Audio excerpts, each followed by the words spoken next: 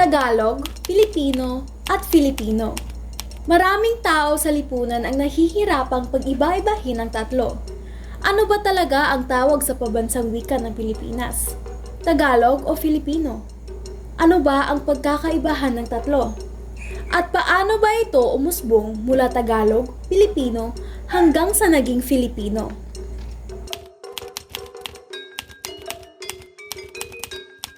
Sa nakalipas na mga dekada, maraming pagbabago ang naranasan ng pambansang wika ng mga Pilipino. Mula sa panahon ng Espanyol, Amerikano, Hapones, hanggang sa kasalukuyang panahon. Ngunit, saan nga ba ito nagsimula?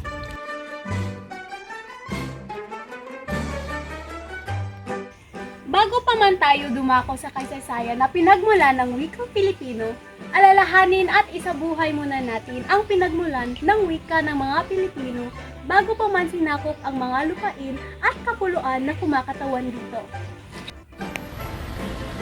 Kuya, pakihinto po dyan sa my store. Alam niyo ba, sa panahon ng ating mga ninuno, bago pa man tayo sinakop ng mga Kastila, ay mayroon na tayong kinikilalang isang uri ng alpabeto na tinatawag na alibata o baybayin. Ito ay may 17 titik, 3 patinig at 14 na katinig. Nang sinakop naman tayo ng mga Espanyol, ay nagiging Espanyol ang pambansang wika ng Pilipinas at pinalitan rin ang alpabeto natin. Mula alibata ay nagiging abecedaryo, isang Romanong alpabeto. Nandito na, miss. Thank you, kuya! At sa wakas, dumako naman tayo sa panahon kung saan nagsimula talaga ang lahat. Sa panahong ginawang batayan ang Tagalog sa wikang pambansan ng Pilipinas. Ang panahon ng mga Amerikano. Nang sinakop tayo ng mga Amerikano, natikman natin ang totoong kagandahan ng edukasyon. Sa araw ng Oktubre 27, 1936, ipinahiwatig ni Pangulong Manuel L. Quezon ang kanyang plano na magkaroon ng surian ng wikang pambansa. Nobyembre 7, 1937, yung araw kung saan inilabas ang resolusyon na gagawing Tagalog ang batayan sa wikang pambansa ng Pilipinas. Desyembre 13, 1940 naman yung araw kung saan inalabas ang kautosang tagapagpaganap bilang 134 na nagsasaad na gagawing batayan ang wikang Tagalog sa pambansang wika ng Pilipinas.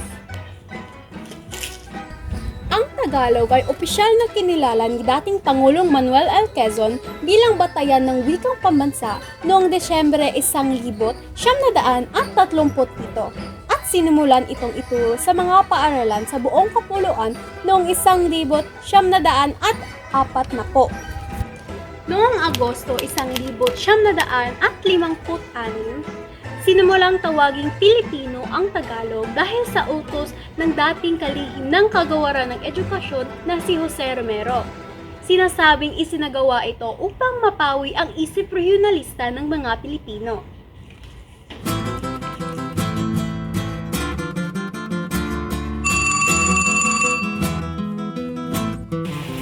Uy Mare, kamusta ka na? Ay talaga? Inaral na namin yan kahapon eh. Tinalakay na namin ang kasaysayan ng wika. Oo nga no, paano nga ba nagiging Filipino ang Pilipino? Batay sa aklat na ito, unang nalahad sa Saligang Batas ng 1973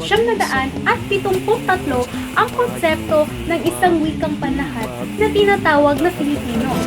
Nakasaad sa Saligang Batas, ang batasang pambansa ay dapat gumawa ng hakbang tungo sa pagpapaunlad at formal na adopsyon ng isang wikang pambansa na tatawaging Pilipino. Sa kasalukuyan, ang wikang Filipino ay ang wikang ginagamit sa komunikasyon sa buong kapuluan.